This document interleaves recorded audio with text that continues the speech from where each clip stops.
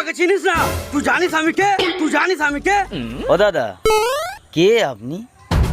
আমি সিরাজ।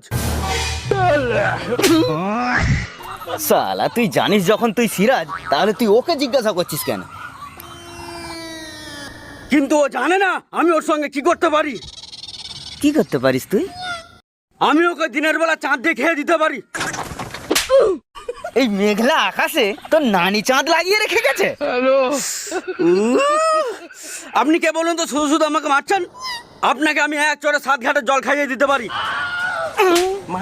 তোকে আমি বলেছি আমি জল খাবো।